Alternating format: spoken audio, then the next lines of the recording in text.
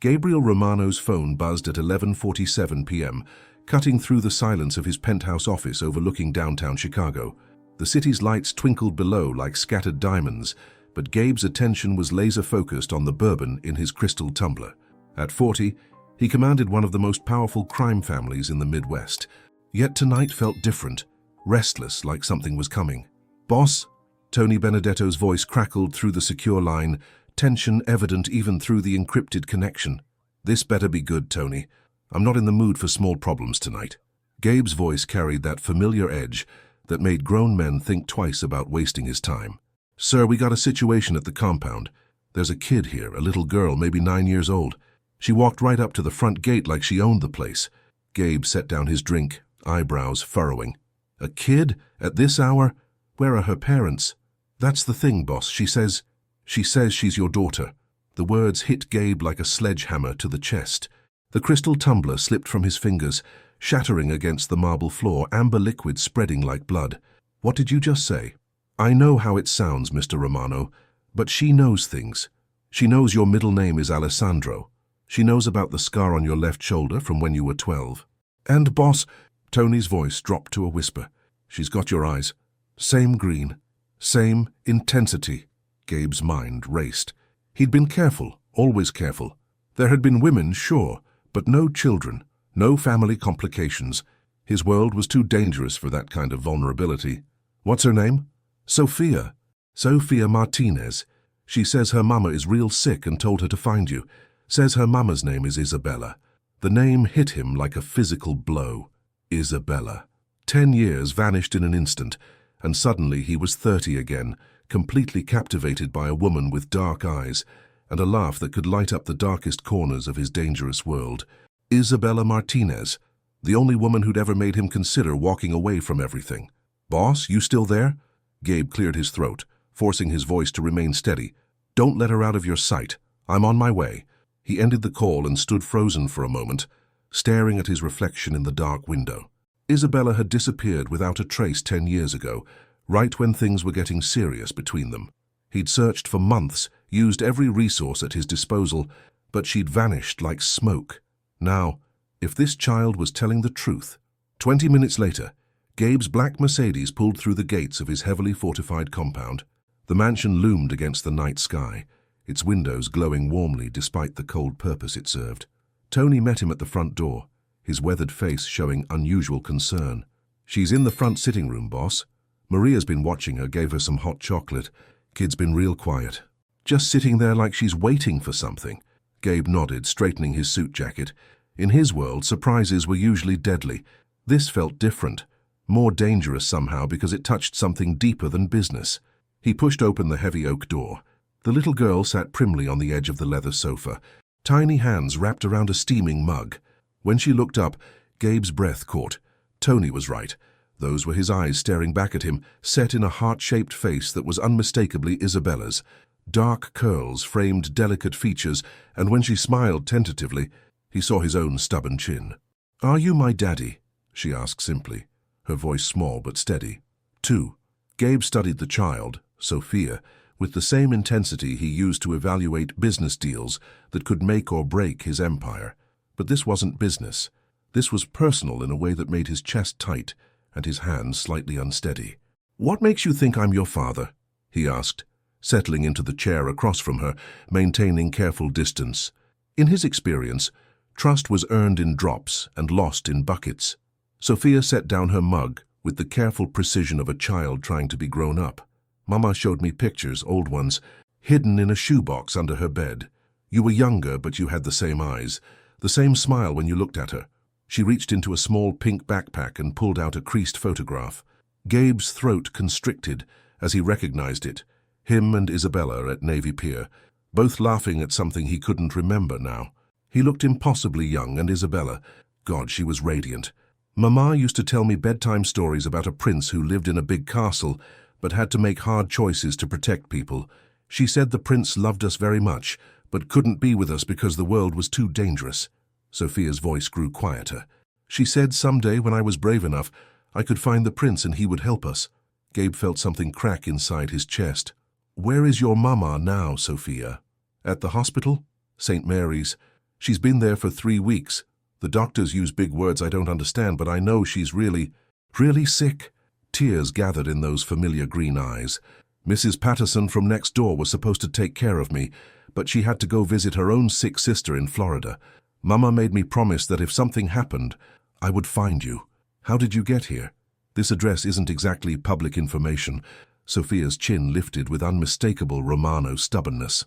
Mama had it written down in her address book. She thought I didn't know, but I saw her looking at it sometimes when she thought I was asleep. I took 3 buses and asked a taxi driver to bring me the rest of the way. I had to give him my birthday money. Jesus. A 9-year-old navigating Chicago's public transportation system at night to find a father she'd never met. Either she was the bravest kid he'd ever encountered, or desperation had made her fearless. Sophia, I need you to tell me something very important. Did your mama ever mention why she left? Why she didn't tell me about you? The little girl's face grew solemn, older than her years. She said you were a good man with a dangerous job.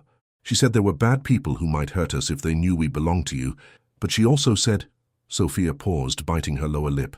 She said that you loved us, even though you didn't know about me. Gabe closed his eyes, pain and fury warring in his chest. Isabella had been protecting their daughter, from his world, from his enemies, from him. The logical part of his mind understood. The part that had spent 10 years wondering why she'd left him, wanted to rage at the lost time, the missed birthdays, the childhood he'd never be able to recover. Are you angry at Mama? Sophia asked in a small voice. Gabe opened his eyes and really looked at this child, his daughter. She was scared but trying to be brave, worried about her mother's reaction even now. No, sweetheart. Your mama made a very hard choice to keep you safe. That's what good mothers do. Tony knocked and entered discreetly. Boss, I've got the car ready. If we're going to the hospital— Gabe stood, his decision crystallizing. We're going. He looked down at Sophia. Would you like to see your mama? Sophia's face lit up with the first genuine smile he'd seen from her. Really? You believe me? I believe you. And surprisingly, he did. Everything about her felt right, familiar in ways that went beyond the obvious physical resemblance. As they walked toward the door, Sophia slipped her small hand into his much larger one. Daddy, Mama said that the prince in her stories was really strong. She said he could fix anything. Gabe's throat tightened as he looked down at those trusting green eyes. Well then, let's go see what this prince can do. 3. The antiseptic smell of St. Mary's Hospital hit Gabe like a slap as they walked through the automatic doors.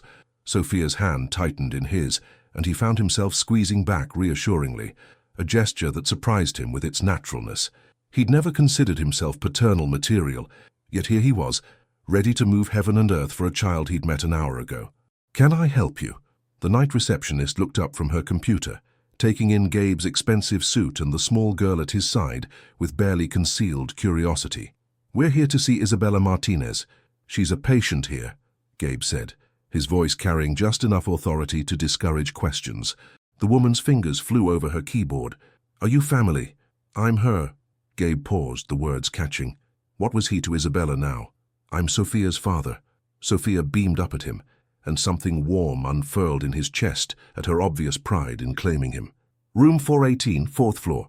Visiting hours are over, but— The receptionist glanced at Sophia's expectant face. I suppose a quick visit would be all right. The elevator ride felt eternal. Gabe caught his reflection in the polished steel doors.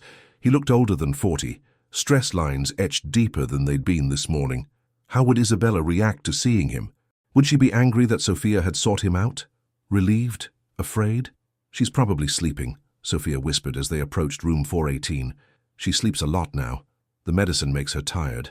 Gabe peered through the small window in the door and felt his world tilt on its axis.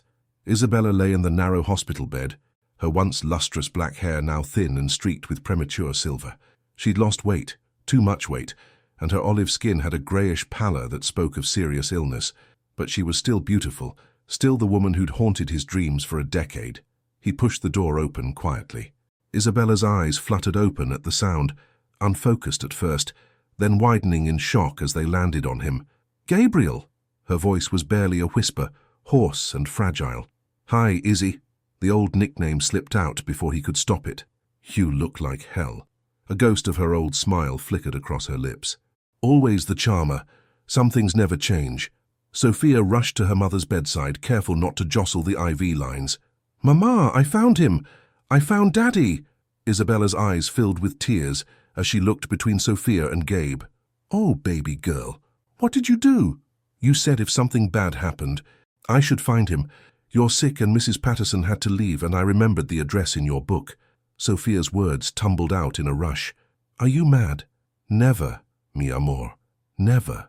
Isabella's gaze moved to Gabe, and he saw a decade of regret and love and fear swirling in those dark depths. "I'm sorry. I never wanted her to burden you with—" "Stop!" Gabe moved closer to the bed, his voice rough with emotion. "She's not a burden. She's—" He struggled for words. "She's amazing, Izzy. You did an incredible job raising her." Tears spilled down Isabella's cheeks. "I wanted to tell you so many times." I picked up the phone, started letters I never sent. "But your world, Gabriel. The danger—" "I know." And he did. His enemies would have used Isabella and Sophia as weapons against him without hesitation. "I understand why you left. I hate it, but I understand it." A comfortable silence settled over the room as Sophia climbed carefully onto the bed beside her mother. Isabella stroked her daughter's hair with shaking fingers, and Gabe felt the family he'd never known he wanted forming right before his eyes. "How long?" he asked quietly. Isabella met his gaze steadily. "The doctors say 6 months, maybe less. Pancreatic cancer, it's already spread." The words hit him like physical blows. 6 months. After 10 years apart, they had 6 months. "The treatment options. We've tried everything conventional medicine has to offer. I've been fighting this for 8 months already." Isabella's voice was matter of fact, but he caught the tremor underneath. "I'm tired, Gabriel. So very tired." Sophia had fallen asleep against her mother's side, exhaustion finally claiming her. Isabella watched their daughter with infinite tenderness before looking back at Gabe. "She's going to need someone when I'm gone. I have a sister in California, but we're not close. There's no one else who—" Isabella's breath caught. "I know I have no right to ask. After keeping her from you all these years, you don't have to ask." Gabe's voice was firm, certain. "She's my daughter, our daughter. I'm not going anywhere." Relief flooded Isabella's features. "Thank you." As he watched them sleep, his girls, his family, Gabe made a silent vow. He had 6 months to create a lifetime of memories with Isabella, to build a relationship with the daughter he'd never known existed. 6 months to figure out how to protect them both from the darker aspects of his world. And if the cancer thought it was going to win without a fight, it had seriously underestimated Gabriel Romano. 4. 3 days later, Gabe found himself in the office of Dr.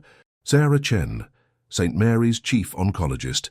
He'd spent the past 72 hours learning everything he could about pancreatic cancer, calling in favors from contacts across the country, and discovering just how helpless vast wealth could make a man feel. "Mr. Romano, I appreciate your concern for Ms. Martinez, but as I've explained, pancreatic adenocarcinoma is one of the most aggressive cancers we treat. By the time symptoms appear, it's usually quite advanced." Dr. Chen was in her 50s, with graying hair and kind eyes that had clearly delivered too much bad news over the years. She spread Isabella's scans across the lightboard, and even to Gabe's untrained eye, the dark masses looked ominous. "What about experimental treatments? Clinical trials? Money isn't an object. I understand your frustration, but Ms. Martinez's cancer has already metastasized to her liver and lungs. Most experimental treatments require patients to be in better overall condition than she currently is."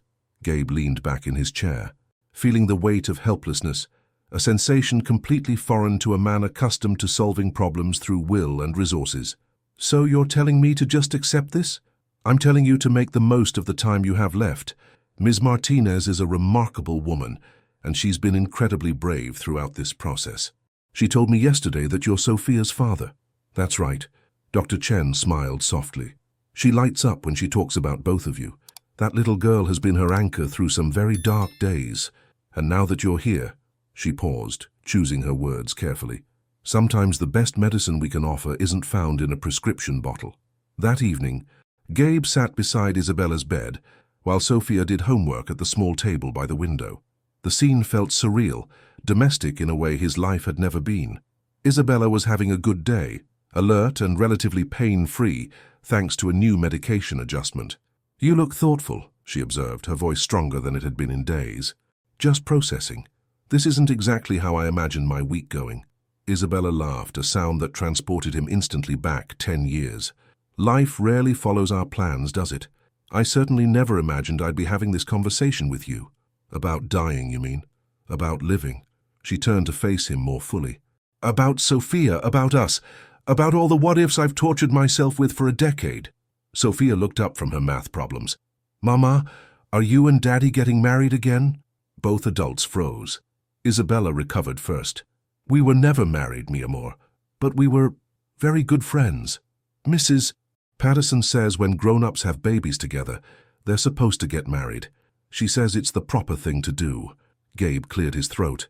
Mrs. Patterson sounds like a very traditional lady. She is. She makes really good cookies, though. Can we invite her to visit when she gets back from Florida? Of course. Sweetheart, Isabella said softly. After Sophia returned to her homework, Isabella reached for Gabe's hand.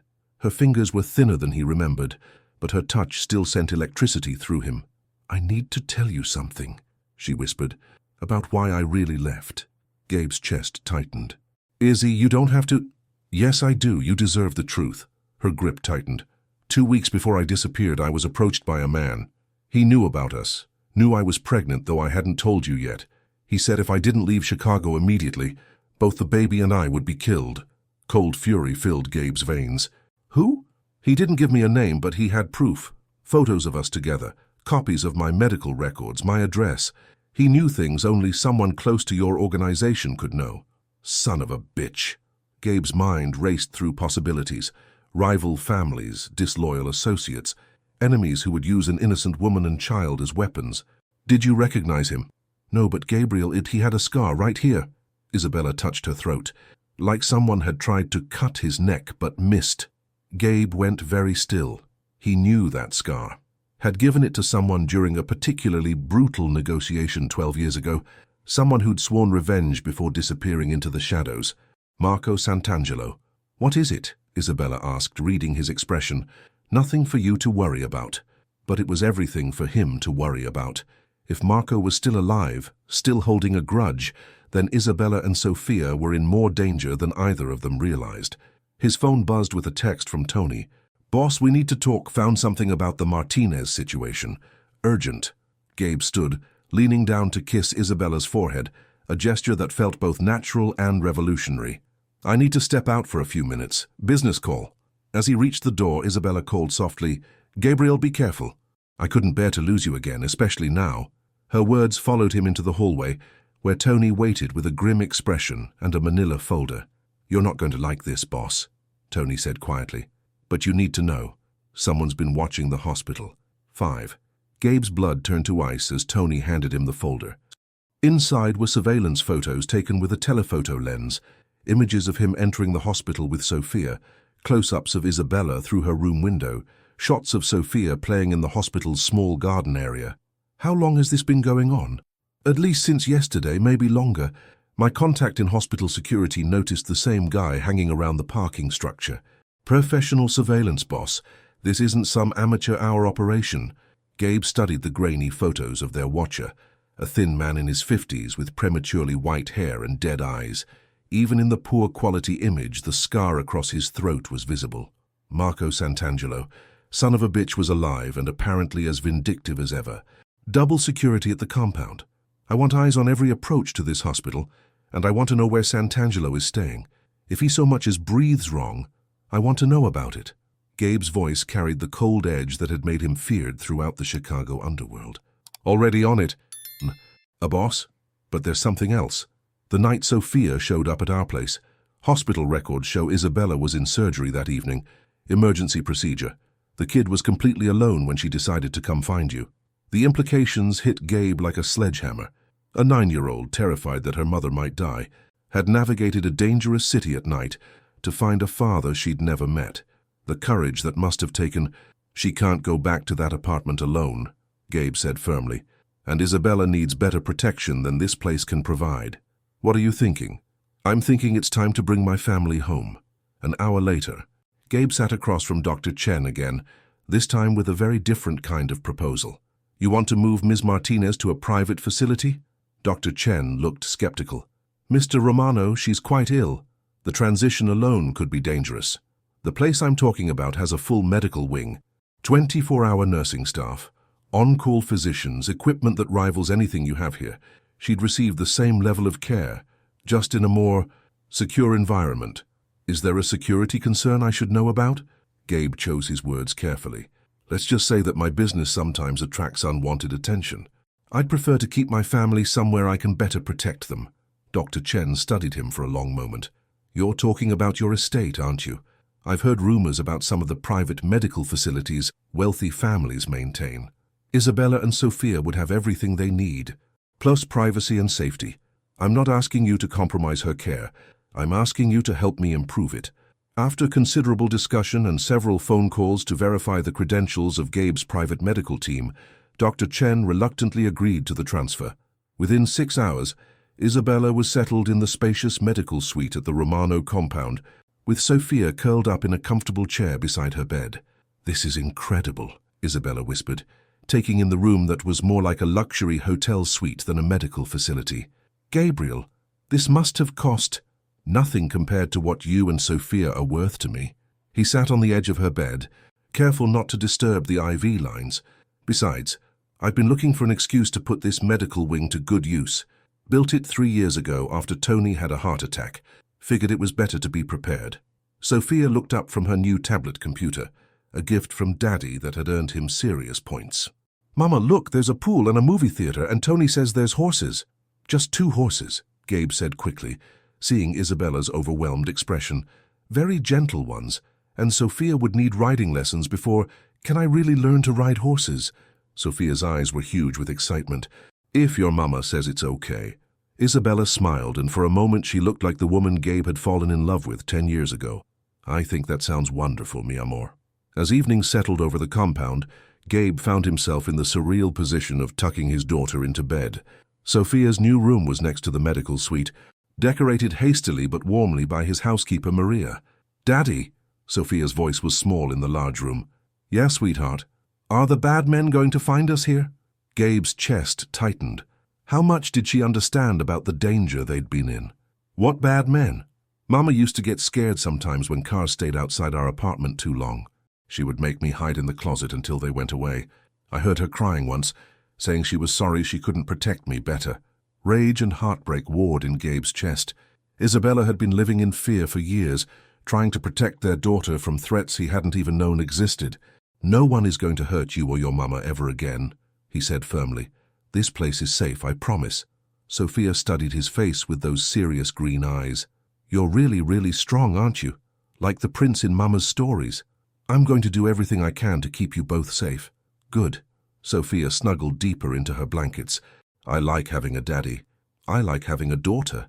As he watched her drift off to sleep, Gabe's phone buzzed with a message from an unknown number. "Enjoying your little family reunion. Don't get too comfortable. You took something from me 10 years ago. Now I'm going to take everything from you." Gabe deleted the message and walked to the window, looking out over the compound's extensive grounds.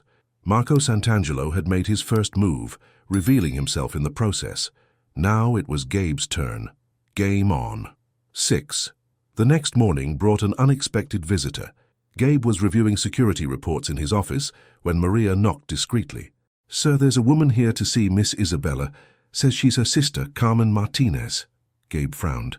Isabella had mentioned her sister lived in California, but they weren't close. Did Isabella know she was coming? "The lady says she took the first flight out when she heard about the situation." Carmen Martinez was a taller, sharper version of Isabella, with the same dark eyes but none of the warmth. She stood in the compound's elegant foyer wearing designer clothes and an expression of barely concealed hostility. "So you're the famous Gabriel Romano," she said without preamble, "the man who ruined my sister's life." "Carmen." Isabella's voice came from the wheelchair where she sat. Having insisted on getting up for this unexpected visit, Sophia hung back nervously behind her mother. "Isabella, what are you doing here? I came to take you and Sophia home with me to Los Angeles. You can't seriously be trusting this criminal with your lives." Gabe felt his jaw clench, but Isabella spoke before he could respond. "Gabriel is Sophia's father, Carmen, and this is where we want to be. Where you want to be, Izzy. You've been hiding from this man for 10 years. You left everything behind because you were afraid of him. I was afraid of his world, Isabella corrected gently. There's a difference. Carmen's gaze swept the opulent surroundings dismissively. So now you're what, playing house with the mob boss? This isn't you, Isabella. You were always the smart one, the careful one. Aunt Carmen, you're being mean to Daddy. Sophia stepped forward, her small chin lifted defiantly. He's taking good care of Mama and me. Carmen's expression softened slightly as she looked at her niece. Sophia, sweetheart, you don't understand. Your father's business, and it's dangerous. Bad people might try to hurt you to get to him. Bad people were already trying to hurt us, Sophia said simply. At least now Daddy can protect us. The quiet wisdom in his daughter's words hit Gabe like a physical blow. This child had lived with fear for most of her short life, and somehow she understood better than the adults what safety really meant. Carmen, Isabella said quietly, I'm dying. Whatever time I have left, I want to spend it with Gabriel and Sophia together, as a family. You're not dying, the doctor said 6 months. Maybe less. That was being optimistic. Isabella's voice remained steady, but Gabe saw her hands tremble slightly. I need to know that Sophia will be loved and protected when I'm gone. Gabriel can give her that. So can I.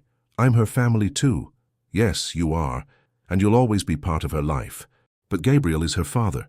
Carmen turned to Gabe, her eyes blazing. Do you have any idea what she went through because of you? The nightmares, the constant fear, moving every few months because she was convinced someone was watching her. The words hit their mark. Gabe had suspected Isabella had lived in fear, but hearing the details made his chest ache with guilt and rage. I never knew she was pregnant. If I had, you would have what? Given up your criminal empire? Somehow I doubt that. You're right, Gabe said quietly. 10 years ago, I probably wouldn't have. But things change, people change. Men like you don't change. Maybe not. Gabe met her gaze steadily. But fathers do. I'm not the same man I was before I met Sophia. Isabella reached out and took his hand. Carmen, please. I know you're trying to protect us, but this isn't your decision to make. It's mine. And I choose to trust Gabriel with our daughter's future. The sisters stared at each other for a long moment. Years of complicated history passing between them. Finally, Carmen's shoulders sagged in defeat. Fine, but I want to spend time with Sophia. Real time, not just holiday visits. Of course, Gabe said immediately. She should know her aunt. Carmen looked surprised by his easy agreement. And if something happens to you? If your enemies come after her? Then she'll go to you immediately. I'll make sure it's all legally arranged. Daddy's really strong, Sophia piped up, and he has lots of people to help protect us. Tony taught me how to use the panic room yesterday. The panic room? Carmen looked alarmed. It's just a precaution, Gabe said quickly. Every wealthy family has security measures. That evening, after Carmen had reluctantly agreed to stay for a few days, Gabe found Isabella alone on the suite's private balcony. She was wrapped in a soft blanket, looking out over the compound's gardens where Sophia was playing with one of the gentler guard dogs under Tony's supervision. Thank you, she said as he settled beside her, for handling Carmen so well. She means well, but she's protecting her sister. I respect that. Gabe paused. She was right about one thing, though. You did suffer because of me. If I'd been smarter, more careful— Gabriel, stop! Isabella turned to face him. I made my choices. Yes, I was scared. Yes, there were times I regretted leaving, but look at what we created. She gestured toward Sophia, who was now attempting to teach the massive German shepherd to sit. She's perfect, strong and brave and kind. We did something right. She's amazing because of you. Not me. She's amazing because of both of us. Isabella's hand found his. And now we have a chance to be a real family, even if it's only for a little while. As they watched their daughter play in the golden evening light, Gabe felt something he'd never experienced before. Complete contentment. For the first time in his adult life, he had something worth protecting that was more important than money or power or territory, which made Marco Santangelo's threat not just personal, but absolutely unforgivable. His phone buzzed with another unknown message. Tomorrow night, Pier 19, come alone. 19, come. Or the little girl pays the price. You know what I want. Gabe deleted the message and pulled Isabella closer. Tomorrow night, he would end this threat once and for all. Marco wanted revenge? He was about to learn what true vengeance looked like when it came from a man protecting his family. The prince in Isabella's fairy tale was about to remind everyone why he was feared throughout the kingdom. Thursday Research 7. The next evening, Gabe stood in his private study, loading a Glock 19 with methodical precision. The weight of the weapon felt familiar in his hands. He'd been in countless dangerous situations over the years, but this felt different. This time, he wasn't just protecting his business or his reputation. He was protecting everything that mattered. A soft knock interrupted his preparation. "Come in." Isabella entered, moving slowly but determinedly. She'd insisted on getting dressed for dinner, wearing a simple blue dress that brought out her eyes. Even weakened by illness, she was still breathtakingly beautiful. "You're going after him tonight," she said. It wasn't a question. "How did you—" "I know you, Gabriel, I know that look." She moved closer, her hand reaching for his face. "The same expression you used to get when someone threatened what was yours." Gabe caught her hand, pressing it against his cheek. "He won't stop, Izzy. Men like Marco, they don't forgive and they don't forget. As long as he's alive, you and Sophia will never be safe. Then take Tony with you. Take half your crew. He specifically said to come alone. If I show up with backup, and he has people watching Sophia, Sophia's safe here. Your security is incredible." "Is it?" Gabe's voice was harsh with frustration. "He's been watching us for days without my people noticing. He knew exactly when to approach you 10 years ago. Someone's been feeding him information." The implications hung heavy between them. A traitor in Gabe's organization. Someone close enough to know his movements, his vulnerabilities. All the more reason not to go alone. Gabe set down the gun and pulled Isabella into his arms, careful of her fragility. "I've been handling men like Marco since before Sophia was born. This is what I do, Izzy. This is different, and you know it. You have more to lose now, which is exactly why I can't lose." He tilted her chin up, memorizing her face. "I love you. I never stopped loving you. And I'll be damned if I'm going to let that psychopath take away the family I just found." Tears gathered in Isabella's eyes. "I love you too. I never stopped either. Not for a single day." They kissed then, gentle and desperate and full of 10 years of longing. When they broke apart, Isabella rested her forehead against his. "Come back to us," she whispered. "Always." An hour later, Gabe's Mercedes purred through the Chicago night toward the lakefront. Pier 19 was abandoned this time of evening, the old shipping infrastructure casting long shadows in the moonlight. As he parked and walked toward the water, every instinct screamed danger, but he forced himself to appear calm. Marco Santangelo emerged from behind a rusted shipping container, and Gabe was struck by how much the man had aged. The once powerful enforcer was now gaunt and hollow-eyed, driven by a decade of hatred. "You came, I wasn't sure you would. You threatened my daughter, of course I came." Gabe kept his hands visible but ready. "What do you want, Marco?" "What do I want?" Marco's laugh was bitter. "You destroyed my life, Romano. You cut my throat, left me for dead, took over my territory. I've spent 10 years planning this moment. Your territory. You were skimming from the pension fund, Marco. You stole from widows and children. I did what had to be done. You ruined me. And then you got to live happily ever after while I've been scraping by, hiding in shadows, planning my revenge." Gabe could see the madness in Marco's eyes now, the obsession that had consumed a decade of his life. "It doesn't have to end this way. You want money? I'll give you enough to disappear forever. You want territory? I'll set you up somewhere far from Chicago. I don't want your charity. I want your pain." Marco's smile was cold. "I want you to lose everything the way I did, starting with that woman and her little bastard." The insult to Sophia snapped something inside Gabe. "Call her that again and I'll finish what I started 12 years ago. Try it. But first you should know I'm not here alone." Marco held up his phone, showing a live video feed. Gabe's blood turned to ice as he recognized the view, the compound's medical wing, with a clear shot of Isabella's room where she lay sleeping. "You son of a bitch, how? You really thought you could trust everyone in your organization? Tony's been very helpful over the years, feeding me information. Did you really think that old fool's loyalty couldn't be bought?" The betrayal hit Gabe like a physical blow. Tony, who'd been like a father to him, who'd helped him build his empire from nothing. "You're lying." "Am I? How else would I have known about Isabella 10 years ago? How else would I have found your compound so easily?" Marco's grin was triumphant. "Tony's been my inside man for years, waiting for the perfect moment to help me destroy you." Gabe's mind raced, analyzing every interaction with Tony over the past few days. The older man's nervousness, his insistence on handling security personally, his knowledge of Marco's surveillance. "Here's how this works," Marco continued. "You're going to transfer 50 million to an account I specify. Then you're going to walk into that warehouse behind you, where my associates are waiting. And maybe, I'll let your precious family live. And if I refuse," Marco held up the phone again, "then Isabella and Sophia die tonight, and you get to live knowing you could have saved them." Gabe stared at the screen, watching Isabella sleep peacefully, unaware of the danger closing around her. Everything he'd built, everything he'd fought for, came down to this moment. "You have 60 seconds to decide, Romano." 8. 50 seconds, Marco said, his finger hovering over his phone. Gabe's mind worked furiously, calculating angles and odds. The warehouse behind him almost certainly contained an ambush. Marco planned to kill him regardless. This was just elaborate torture, making him suffer before the end. But Tony's betrayal opened possibilities. If the old man was really working with Marco, then he'd know Gabe was here, which meant 40 seconds. "All right," Gabe said, raising his hands in apparent surrender. "You win, I'll transfer the money." Marco's eyes gleamed with satisfaction.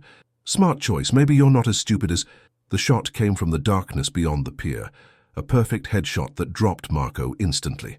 His phone clattered across the concrete as his body crumpled. Tony Benedetto emerged from the shadows, rifle in hand, his weathered face grim with purpose. "Boss, you okay?" Gabe stared at his oldest friend, confusion and adrenaline warring in his system. "Tony," but he said, "the video feed was from a camera I planted in a decoy room this afternoon.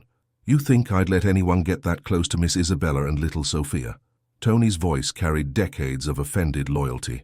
"The real medical suite is on the other side of the compound. But how did you know I'd be here?" "Because I know you, Gabriel. Same way I knew Marco would eventually make his move." Tony approached cautiously, keeping his weapon ready. "I've been tracking this piece of garbage for months, feeding him false information, waiting for him to show his hand." Understanding dawned on Gabe. "You've been playing both sides." "Not both sides. Your side. Only your side." Tony's voice was firm. "Marco approached me 6 months ago, trying to buy information about you. I told him just enough to keep him interested while I figured out his endgame. The hospital surveillance, real. But I knew about it. I've had people watching the Watchers." Tony nudged Marco's body with his boot. This sick bastard was obsessed with revenge, spent every penny he had trying to get to you through Miss Isabella. Gabe felt a wave of relief and gratitude that left him momentarily speechless. "Tony, Save it, boss. We got a mess to clean up here and you got a family waiting at home." As Tony made calls to his cleanup crew, Gabe retrieved Marco's phone and scrolled through the message history. What he found made his blood run cold. Dozens of threatening messages sent to an unknown number over the past weeks, becoming increasingly unhinged. "Tony, look at this." The older man studied the phone screen. "Son of a bitch was texting someone else, someone he was working with. But who? If you were feeding him false information..." Tony's face darkened as understanding hit. "Boss, I think we got a bigger problem, or a bigger. Some of this information, the real stuff about your movements, your routines, I never gave him that." The implication was clear. Marco had another source inside Gabe's organization, someone who'd been feeding him accurate intelligence while Tony provided false leads. "We need to get back to the compound." Now, the drive back felt eternal, despite Tony's aggressive navigation through Chicago's late-night traffic. Gabe tried calling the compound security desk, but got no answer.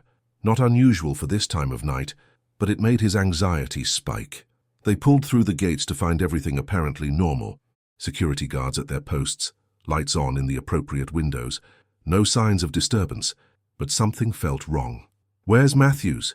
Tony asked, noting the absence of the usual guard at the main entrance. They entered the house cautiously, hands near their weapons. The silence felt oppressive. No sounds from the kitchen where Maria usually worked late. No murmur of voices from the security office. Gabe took the stairs 2 at a time, heading for the medical wing. The corridor was empty, emergency lighting casting eerie shadows. He burst through the door to Isabella's suite and stopped dead. The room was empty. Bed neatly made, no signs of struggle, but no Isabella and no Sophia. "Gabe!" Tony's shout came from down the hall. Gabe ran toward the sound, finding Tony in Sophia's room. The older man was kneeling beside a figure on the floor, Matthews, the missing security guard, unconscious but breathing. "He's been drugged," Tony said grimly. "Professional job. Whoever did this knew exactly how to neutralize our people without raising alarms." Gabe's phone buzzed with a text from an unknown number. Pier 19 was just the opening act. "If you want to see your family again, wait for instructions." "A friend." "Tony," Gabe said, his voice deadly calm. "I want every person in this organization brought in for questioning. Everyone who knew about tonight, everyone who had access to the compound, everyone who's looked at my family sideways. Boss, now. And I want them to understand that if anything happens to Isabella and Sophia, I'm going to burn this entire city down to find who's responsible." As Tony made the calls, Gabe stood in his daughter's empty room, surrounded by the toys and clothes they'd bought her just days ago.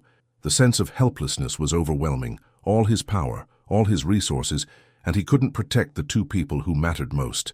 But helplessness was a luxury he couldn't afford. Somewhere in the night, Isabella and Sophia were counting on him to find them, and he would, no matter what it cost, no matter who he had to destroy in the process. The prince in the fairy tale was about to show everyone exactly how far he'd go to save his family. 9. 3 hours later, Gabe's dining room had been transformed into a war room. Every member of his inner circle sat around the mahogany table, some looking confused, others worried, all of them aware that their boss was operating on a razor's edge of controlled fury. "Let me be very clear," Gabe said, his voice carrying the quiet menace that had built his empire. "Someone in this room has been feeding information to our enemies. Someone I trusted has put my family in danger." He walked slowly around the table, studying each face. "I've known most of you for years. We've bled together, built this organization together, so it hurts, really hurts, to know one of you betrayed that trust." Michael Chen, his financial advisor, shifted uncomfortably. "Boss, maybe it's not someone here. Maybe they hacked our communications or—" "No," Gabe's voice cut through the suggestion like a blade. "The information they had was too specific, too personal. This was someone with direct access to my schedule, my family's location, my security protocols." Tony entered the room carrying a laptop. "Boss, we found something." "What?" "Security footage from the compound. Whoever took Miss Isabella and Sophia knew exactly which cameras to avoid, which routes to take, but they missed one." Tony set up the laptop and clicked play. The grainy black and white footage showed a figure in dark clothing, helping two people, one clearly supporting the other, toward a side entrance. The timestamp showed 10:47 p.m., right when Gabe was confronting Marco at the pier. "Can you enhance it?" "Already did." Tony clicked to the next file. The enhanced image showed the figure's face clearly. Carmen Martinez, Isabella's sister. Stunned silence filled the room. Gabe stared at the screen, his mind struggling to process what he was seeing. "That's impossible," he said finally. "Carmen was staying here as a guest. She had no reason to—" "Actually, boss, she did." Tony's voice was grim. "I did some digging after you left tonight. Carmen Martinez has been in serious financial trouble for the past 2 years. Her interior design business failed, she's facing bankruptcy, and she owes some very dangerous people a lot of money. You think she sold out her own sister? I think she was desperate, and desperate people do things they never thought they'd do." Gabe's phone rang. Unknown number again. He put it on speaker. "Mr. Romano." Carmen's voice was strained, barely recognizable. "I'm so sorry. I never wanted it to go this far." "Carmen, where are they?" I can't tell you that. They said if I talked, they'd kill all of us." "Who's they? Who are you working with?" A new voice came on the line. Cultured, precise, definitely not Chicago. "Mr. Romano, my name is Dr. Richard Blackwood. I believe you know my work." Gabe's blood turned to ice. Dr. Richard Blackwood, a brilliant but unethical surgeon who'd been banned from practicing in the United States after performing illegal human experiments.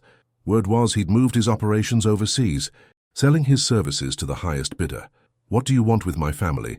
Your Ms. Martinez has a very interesting condition, pancreatic cancer that should have killed her months ago, yet she's still fighting. I'm curious to understand why some patients respond differently to the disease." The clinical detachment in Blackwood's voice made Gabe's skin crawl. "She's a human being, not a lab rat. She's a dying woman whose remaining time could advance our understanding of cancer resistance, and the child, well, genetic factors are always fascinating to study. If you touch my daughter, you'll what? Storm my facility? I don't think so. Ms. Martinez has perhaps days left to live without proper medical care. Would you really risk that time on a rescue mission that might fail? Gabe forced his voice to remain steady. What do you want? $50 million. Transferred to accounts, I'll specify. In exchange, your family will receive the best medical care money can buy while contributing to groundbreaking research. And if I refuse, then Ms. Martinez dies slowly and painfully, and your daughter watches every moment of it before I decide what to do with her. The line went dead. Gabe stared at the phone, feeling more helpless than he'd ever felt in his life. Boss, Tony said quietly, I might have an idea. I'm listening. Blackwood's been operating out of a private medical facility in the Cayman Islands. Completely off the books, but I got contacts who've been tracking him. If we move fast, he'll kill them the moment he sees us coming. Not if he doesn't see us coming. And not if we give him what he wants first. Gabe looked at his oldest friend. What are you thinking? We pay the money, all of it. Make him think he's won. But we tag the transfer, make it traceable. Soon as it hits his accounts, we'll know exactly where he is. And then? Tony's smile was cold as winter. Then we remind Dr. Blackwood why you don't mess with Gabriel Romano's family. Within an hour, the wire transfer was complete. $50 million moving through a complex series of shell accounts toward the Cayman Islands. Gabe's tech specialist tracked every penny while his pilot prepared the private jet. Transfers complete, the tech specialist announced. Money's arrived at a bank in Georgetown, but boss, there's something else. What? The account holder isn't Richard Blackwood. It's registered to Martinez Medical Research Foundation. Understanding hit Gabe like a sledgehammer. Carmen set this up. She's not just desperate, she's been planning this. Tony checked his weapon. Boss, if Carmen's running this operation with Blackwood, then she never intended for Isabella and Sophia to survive. Gabe's voice was deadly quiet. She gets the insurance money, the research payment, and eliminates the only family members who could challenge her. As they headed for the airport, Gabe's phone buzzed with one final message. Payment received. Your family is safe for now. But Mr. Romano, you should hurry. Isabella doesn't have much time left. The race against time had begun. 10. The Gulfstream G650 cut through the Caribbean night at maximum speed, every minute feeling like an eternity to Gabe. He sat in the leather captain's chair, studying satellite photos of the medical facility, while Tony coordinated with their ground team already in the Cayman Islands. Facilities on the North Shore, Tony reported, hanging up his secure phone. Private compound, heavily guarded. But our guys have been watching it for the past 6 hours. They've confirmed 2 female patients arrived this afternoon. What about security? Professional, but not military grade. Blackwood's got maybe 8 guards, plus medical staff. Our team can handle them.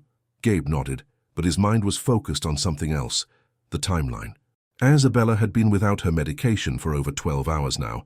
In her condition, that could be catastrophic. Boss, the pilot's voice came through the intercom, we'll be landing in 20 minutes. Weather's clear, and the local authorities have been encouraged to look the other way. As they descended toward Grand Cayman, Gabe's phone rang, Carmen's number. Gabriel, thank God, you need to know this isn't what I thought it would be.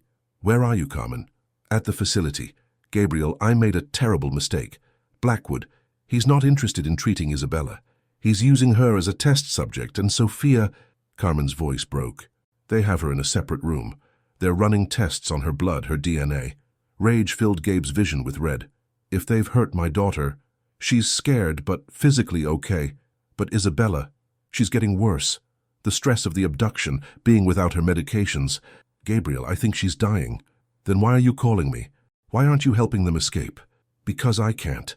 Blackwood has guards on me too. He doesn't trust me any more than he trusts you. Carmen's voice was desperate. I thought I was saving us. The insurance money would have covered Isabella's medical bills, and the research payment would have cleared my debts. But this man is a monster. Carmen, listen to me very carefully. I'm 15 minutes away. Keep Isabella and Sophia alive until I get there. How? I'm not a doctor, and Blackwood's locked up all the medications. Then figure it out. Because if my family dies before I reach them, you're going to learn exactly what Gabriel Romano does to people who betray him. The line went dead. Gabe closed his eyes, trying to center himself. In 15 minutes, he would either save his family or lose everything that mattered. There was no middle ground. The plane touched down at a private airstrip where 2 black SUVs waited. Gabe's team was already armed and ready. 6 men who'd fought beside him for years, each one willing to die for their boss. "Remember," Gabe said as they drove toward the compound, "Isabella and Sophia are the priority. I don't care what happens to anyone else, including me. Get them out alive." The facility appeared ahead, a modern medical complex surrounded by high walls and security lights. It looked more like a luxury resort than a place where horrific experiments took place. "Cameras are down," Tony reported, monitoring his tablet. "Our tech guy's given us a 5-minute window before their system resets." They moved with military precision, each man knowing his role. 2 guards at the main gate went down silently, taken out by tranquilizer darts. The front entrance was secured within 60 seconds. Inside, the facility was eerily quiet. Gabe followed the building plans they'd obtained, heading straight for the medical wing, while his team secured the exits and neutralized security. He found Carmen first, locked in what appeared to be a monitoring room, watching security feeds of Isabella and Sophia in separate medical suites. "Gabrielle!" Carmen's relief was palpable as he shot the lock off her door. "They're alive, but Isabella's in bad shape. Room 217. Sophia's in 219. Where's Blackwood?" "Surgery suite on the 3rd floor. He's preparing for some kind of procedure on Isabella. He said something about wanting to study her pain responses." The words triggered something primal in Gabe. He'd killed men for business, for territory, for respect, but he'd never wanted to hurt someone the way he wanted to hurt Dr. Richard Blackwood. "Tony, get Carmen out of here. I'm going after my family." Room 217 was partially glass-walled, designed for observation. Inside, Isabella lay on a hospital bed, her skin grey and her breathing labored. Medical equipment surrounded her, but Gabe could see it was all monitoring, nothing therapeutic. The door was locked, but 3 shots from his Glock took care of that problem. "Izzy!" He rushed to her bedside, taking her hand. Her eyes fluttered open, unfocused at first. "Gabriel, is this real or am I dreaming?" "It's real, baby. I'm here. I'm getting you out." "Sophia, where's Sophia?" "Next door. She's safe. But we need to move. Can you walk?" Isabella tried to sit up but collapsed back against the pillows. "I don't think... I'm sorry, Gabriel. I'm so weak." "Don't apologize. Never apologize." He gathered her into his arms, surprised by how light she'd become. "I've got you." Room 219 was across the hall. Sophia sat on the edge of a medical table. Her small arms crossed defiantly while a nurse tried to draw blood. "No more," Sophia was saying. "I want my daddy." "Sophia!" Gabe called through the door glass. His daughter's face lit up with relief and joy. "Daddy! You came!" The nurse reached for something. An alarm. A weapon. But Tony appeared behind Gabe and put her down with another tranquilizer dart. "Hey, sweetheart," Gabe said as Sophia ran into his arms. "Are you okay? Did they hurt you?"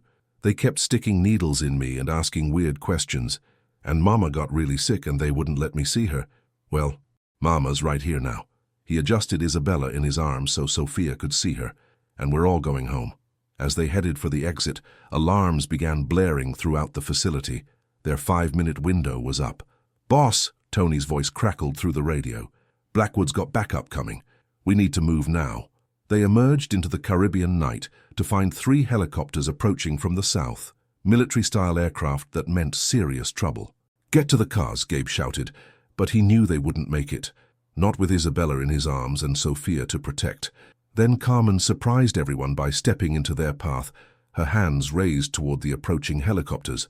"Those are my people," she said, "insurance investigators and federal agents. I called them hours ago." As the helicopters landed, Gabe realized that Carmen's betrayal had been more complex than anyone understood. She'd been playing multiple sides, trying to save her sister while protecting herself. But right now, none of that mattered. Isabella was dying in his arms, and Sophia was clinging to his leg in terror. All that mattered was getting his family home. 11. The flight back to Chicago was the longest 3 hours of Gabe's life. Isabella drifted in and out of consciousness, despite the portable medical equipment Tony had commandeered from Blackwood's facility. A private nurse, one of Gabe's most trusted medical contacts, worked continuously to stabilize her, but her condition was deteriorating rapidly. "Her kidneys are shutting down," the nurse said quietly. "The stress of the abduction, being without her medications for so long. Mr. Romano, I'm not sure she's going to make it to Chicago." Sophia sat pressed against Gabe's side, her small hand holding her mother's limp fingers. Is Mama going to die? The question hung in the air like a physical weight. Gabe met his daughter's eyes, so much like his own, but filled with a terror no 9-year-old should ever experience. Mama's very sick, sweetheart, but she's fighting hard, and we're going to do everything we can to help her.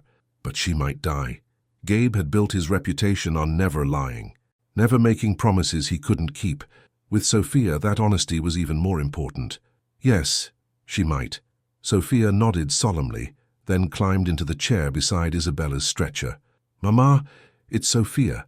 Daddy found us, just like you said he would, and we're going home to the house with the horses. Isabella's eyes opened slightly, finding her daughter's face. Mi amor, she whispered. I learned to ride while you were sleeping. Tony says I'm a natural, and Daddy taught me how to play chess, but I'm not very good yet. A ghost of a smile crossed Isabella's lips. You're perfect. Both of you. Don't talk like you're saying goodbye, Sophia said firmly. You're going to get better, and we're going to be a real family. We already are a real family.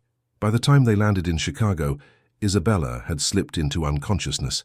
The medical team waiting at the compound rushed her immediately to the intensive care suite, but Gabe could see the concern in their faces.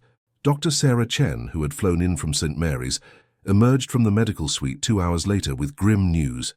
Gabriel, I need to be direct with you. Isabella's body is shutting down. The cancer has accelerated, possibly triggered by the stress and trauma of the past 24 hours. We're talking about days, maybe hours. Gabe felt the words hit him like physical blows. There has to be something. We're doing everything medically possible, pain management, supportive care, trying to keep her comfortable, but the cancer has spread too far, too fast. Can she understand what's happening around her? Yes, probably. Hearing is often the last sense to fade. She'll know you're there. That evening, Gabe sat beside Isabella's bed, while Sophia slept curled up in the chair nearby. The machines monitored Isabella's vital signs with soft beeps and whispers, but he could see the numbers declining. I'm sorry, he said quietly, taking her hand. I'm sorry I couldn't protect you better. I'm sorry it took 10 years for us to be together again. I'm sorry we don't have more time. Isabella's fingers twitched slightly in his grip. Her eyes opened, clearer than they'd been in days. Gabriel. Her voice was barely a breath. I'm here. Baby, I'm right here. Sophia, she's strong like you. She's brave like her mother. Promise me. Isabella struggled for breath. Promise me you'll tell her. About us. The good times. Before everything got complicated. I promise. And Gabriel, don't let the darkness touch her. She deserves sunshine. Tears he'd been holding back for days finally broke free. I promise, Izzy, I'll keep her safe. I'll give her everything good in this world. I love you. Always loved you. I love you too. More than life itself. Isabella's eyes found Sophia's sleeping form. She's our miracle. Our perfect miracle. Her grip on his hand tightened one last time, then gradually relaxed. The monitors showed her heart rate slowing, her breathing becoming shallower. Sleep, my love, Gabe whispered. Rest now. We'll take care of each other. As dawn broke over the compound, Isabella Martinez slipped away peacefully, surrounded by love and finally safe from all the fears that had haunted her for so long. Sophia woke to find her father holding her mother's hand, tears streaming down his face. She didn't need explanations. Her 9-year-old heart understood immediately. She's not hurting anymore, is she? Sophia asked quietly. No, sweetheart, she's not hurting anymore. Good. She was brave, but she was hurting for so long. Gabe pulled his daughter into his arms, holding her close as they said goodbye to the woman who had brought them together. Outside, the sun rose on their new life, father and daughter bound by love and loss, ready to face whatever came next. Together. 12. 3 months later, Gabe stood in the kitchen of his compound, attempting to braid Sophia's hair before school. It was a skill he'd never imagined needing, but parenthood had taught him that love made everything possible, even if the results weren't always perfect. Daddy, it's too tight on the left side, Sophia said patiently, used to her father's learning curve with girl things. Sorry, sweetheart. I'm still figuring this out. That's okay. Mama said you were always better with complicated things than simple ones. The mention of Isabella no longer brought the sharp pain it had in those first weeks. Instead, it brought warmth, memories of the time they'd had together, brief but precious.